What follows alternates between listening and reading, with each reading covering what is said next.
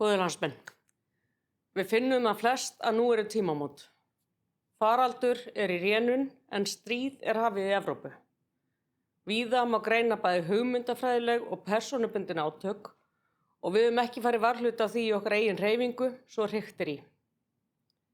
Á sama tíma mikilvægara en oft áður að við sinnum okkar hlutverki, að launafólk eigi hreyfiafl til að tímamótin marki upphafa auknum lífsgæðum en ekki lakari. Hvar sem litið í heiminum verkalýðshreyfing það sem skilur á milli þess að lífið veri betra eða verra fyrir allan almenning. Þar sem hreyfingin veik hafa kjörstaði í stað eða jafnvel versnað, ójöfnuður aukist og lýðræði veikst. Þar sem hreyfingin sterk sögulega hefur launafólk notið ágóða af framleiðniaukningu, tæknibreytingum og framförum. Jöfnuður meiri og velsæld almennari. Það því til mikils að vinna að halda í sterka og sameinaða hreyfingu og þar má ekki týna sér í persónulegum deilum. Veikari hreyfing býður hættunni heim á auknum ójöfnuði og lakari lífsgæðum. Svo einfalt það. Og við verðum að bera virðingu fyrir því sem áður hefur verið gert, bæði í kjarasamningum og í samstarfi og samtali við stjórnvöld og marka veginn fram á við. Húsnæðismál hafa verið einn af hornsteinum okkar baráttu alla tíð. Á grundvelli kjarasamninga og fyrir þrotlausa baráttu verkalýðshreyfingarinnar hefur verið gert stórátak eftir stórátak í húsnæðismálum. Því miður erum við enn á þeim stað að félagslegt stórátak þarf til vegna húsnæðisskorts og þeirra staðreyndar að venjulegt launafólk á varla séns á húsnæðismarkaðnum. Búseta í ósamþykktu húsnæði staðreynd og fólk greiðir allt of hátt hlutfall tekna sinna í húsnæði. Ungt fólk kemst ekki að heiman og framtíðin sett á bið. Við vitum þetta öll og höfum vitað í lengri tíma, en samt búum við enn við þann veruleika að húsnæðismarkaðurinn leikvöllur fjármagnseigenda frekar en öryggi fyrir fólk. Leið og setja á bönd á leiguupphæðir eða takmarka hvaða einstaklingar eða fyrirtæki geta átt margar íbúðir í gróðaskyni verður allt vitlaust. Tala nú ekki þegar krafan reist að fólk greiði einungis fjórðung tekna sinna í húsnæði, þá það nánast eins og að tala gegn náttúrulögmálum. Það mikil tregða til að líta á húsnæði sem öryggi fyrir fólk en ekki fyrir fjármagnseigendur.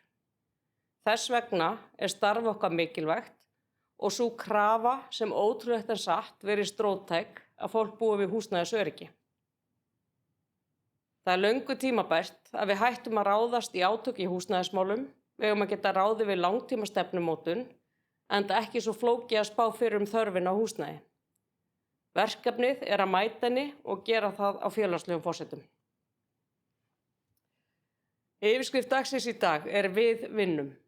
Launafólk í okkar samfélagi og reyndar heiminum öllum, heldur öllu gangandi, vinnuverkin sem oft á tíðum ósýnileg en jafn nauðsynleg.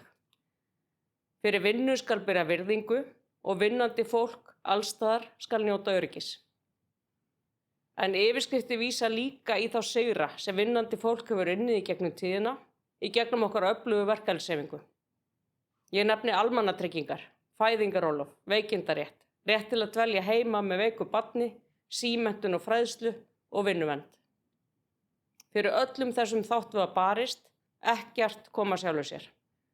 Samhliða henni eilífu baráttu fyrir því að launafólk fái sanngjarnt endurgjald fyrir sitt vinnuframlag.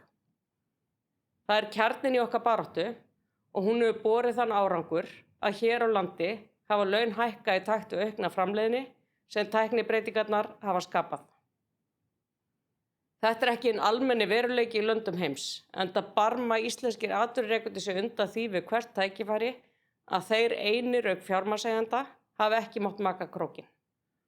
Og nú stöndum við í miðri baráttu fyrir því að fjórða iðnbyltingin svokallaða verði til að auka lífsgæði okkar allra en ekki bara sumra. Að þegar aukin verðmæti verða til í samfélaginu, njótum við þess saman eða með orðfæri kapitalista að þegar kakar stækkar þá fá allir stærri bita. Þetta gert í gegnum launaumslagið og í gegnum skatta- og tilfærslukerfin sem verða enn mikilvægari þegar færri hendur koma að því að framleiða vöru og þjónustu. Framtíðarsýnin hlýtur þá að vera að rými skapist til að stytta vinnuvikuna, en með ágóðanum og aukinni framleiðni verði hægt að tryggja öllum lágmarksframfærslu, hvort sem fólk er innan eða utan vinnumarkaðar. Í haust losna kjarasamningar og þá lítum við farinn veg og þann árangur sem náðst hefur á gildistíma lífskjarasamningana og brýnum kröfurnar fyrir næstu ár. Á vettvangi aðildarfélaga ASÍ er nú unnið að kröfugerðum sem síðan verður ræddar á stærri vettvangi. Smám saman dragast upp bæði stórar línur og smáar. Lífskjarasamningarnir voru góðir samningar sem hafa stuðlað að hækkun lægstu launa. Það er mín skoðun að halda eigi áfram á þeirri braut. Ekkert sýndi okkur betur en COVID-faraldurinn hversu mikið við reiðum okkur að vinnu fyrir lægst launu í íslensku samfélagi. Þetta er vinnandi fólkið sem heldur öllu gangandi en er gert illmögulegt að ná endum saman.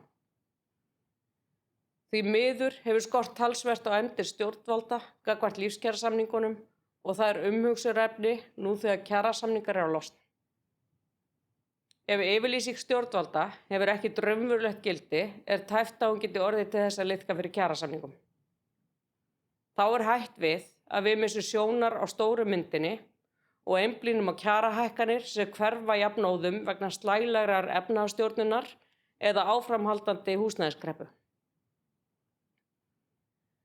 Í fyrsta sinn síðan árið 2019 komum við saman 1. maí. Samkomutakmarkanir hafa sett margt sitt á starf verkalýðshreyfingarinnar og almennt á félagsstarf. Nú er líka í fyrsta sinn í langa tíma boðað til fjöldamótmæla þar sem almenningur rís upp gegn enn einni einkavæðingunni. Smám saman er verið að selja banka til að búa til gróða fyrir hina fáu á kostnað okkar allra. Þetta er gert gegn vilja almennings sem sér enga ástæðu til að ráðast í slíka sölu. Röksemdirnar eru gamalkunnar, það sé svo vont að ríkið eigi banka.